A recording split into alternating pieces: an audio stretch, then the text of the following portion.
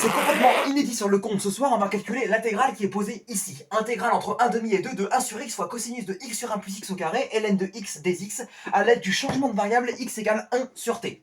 J'en profite d'ailleurs ici pour faire une petite dédicace à mon ami qui m'a confié ce magnifique calcul d'intégrale. Alors honnêtement ici, donc j'ai fait le calcul d'intégrale, tu vois, il me l'avait donné avec ce changement de variable. Si j'aurais pas eu ça, j'aurais pas réussi, tu vois. Honnêtement là, sans changement de variable, pour trouver, voilà, pour trouver ici la valeur de l'intégrale qui est posée ici, ça va être un petit peu difficile. Voilà, ce qui est compliqué dans les intégrales, c'est vraiment trouver le changement de variable. Là, ici, je te le donne. Donc, tu vois, ici, c'est voilà, ça va être beaucoup plus simple. Donc, ici, comment on fait? Je te rappelle ici que pour effectuer un changement de variable sur l'intégrale, j'ai fait ici plusieurs vidéos sur mon compte où j'expliquais en détail la méthode pour résoudre ici un calcul d'intégrale à l'aide ici du changement de variable. Je t'invite ici à les consulter.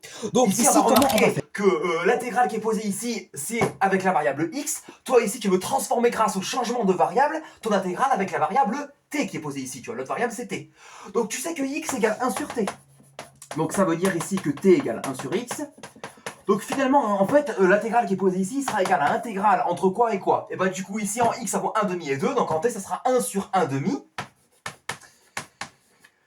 Et ici, la bande supérieure, ce sera du coup 1 divisé par 2. Tu vois, en x, ça vaut 2, donc en t, ça vaut 1 demi. 2 du coup, 1 sur x, x, il vaut 1 sur t, donc ça fait 1 sur 1 sur t, fois cosinus de x, qui vaut ici 1 divisé par t. Donc ici, on remplace x par 1 sur t, donc ça nous donne 1 sur t. Le tout divisé par 1 plus le x qui vaut toujours 1 sur t, le tout au carré, fois ln de 1 sur t. Et là ensuite, le dx, tu vas le remplacer par quoi? Et bah tu sais que x, il vaut 1 sur t. Ça veut dire que du coup, ton dx sur dt, parce qu'en fait tu dérives x par rapport à la variable t, ça nous donne la dérivée de ça par rapport à t, donc ça vaut moins 1 sur t carré. Donc du coup, tu en déduis que dx, ça vaut moins 1 sur t au carré dt. Comme ça, tu remplaces dx par cette quantité et tu auras bien ici le dt. Comme ça, tu seras bien avec la variable t. Donc, tu remplaces ça là-dedans et ça te fait du coup du moins 1 t carré ici sur t carré dt. Ensuite, on travaille l'intégrale. L'intégrale, il vaut quoi? Il vaut intégrale entre du coup 2 et 1 demi. Ici, de 1 sur 1 sur t, ça nous fait tout simplement t. Fois cosinus de 1 sur t sur 1 plus t carré, on va travailler ça. Donc 1 sur t divisé par 1 plus 1 sur t carré. Ça nous fait du coup du 1 sur t que divise. Ici tu remarques que là tu vas avoir du 1 au carré, ça nous fait du 1 sur t carré. Donc ça fait du coup du t carré plus 1 sur t carré. Tu multiplies ici par l'inverse. Donc ça te fait du 1 sur t que multiplie t carré que divise 1 plus t carré. Donc finalement, ça va te faire du t sur 1 plus t au carré. Donc toute cette quantité, ça vaut du coup t sur 1 plus t au carré. Et ln de 1 sur t, eh ben, on va simplement dire que c'est moins ln de t, tu vois.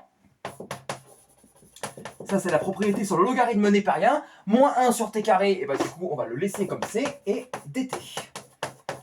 Ok, ensuite, on continue. Remarque que par un des signes, moins par moins, ça fait plus ici. Donc ça devient intégrale entre 2 et 1 demi de t cosinus de t sur 1 plus t carré fois ln de t fois 1 sur t carré dt.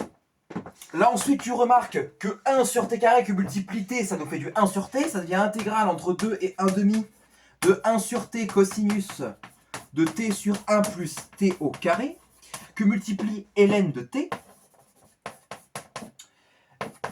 dt. Bon ben, regarde bien ton intégrale au-dessus. C'est quasi la même chose, tu vois. Mais si tu fais ici si tu rajoutes un moins devant, bah du coup ici tu vas du coup renverser tes bornes, donc ça va te faire moins intégrale entre 1 demi et 2 de 1 sur t fois cosinus de t sur 1 plus t au carré que multiplie ln de t dt. Et ça tu remarques que c'est précisément l'intégrale ici il est égal à moins intégrale entre 1 demi et 2 de 1 sur x fois cosinus de x sur 1 plus x au carré que multiplie ln de x des x, puisque tu remarques ici que t est une variable muette au sein de l'intégrale qui est posée ici, donc ici remplacer t par x ça ne change absolument rien. Tu remarques ça, et ben c'est en fait l'opposé de l'intégrale de départ que j'ai posée ici, grand A. Et lorsque tu as grand A qui est égal à moins grand A, tu en déduis que 2 grand A est égal à 0, donc tu en déduis que grand A est égal à 0. Donc ici, grand A, c'est l'intégrale de départ. Donc tu en déduis que l'intégrale de départ, il vaut tout simplement quoi? Et bien, il vaut tout simplement 0, tu vois. En fait, avec le changement de variable qui est posé ici, c'est magique comme on y arrive à extraire la valeur de l'intégrale qui est posée ici. J'espère ici que l'intégrale t'a plu, que la vidéo t'a plu. Abonne-toi et surtout, à bientôt pour une prochaine vidéo.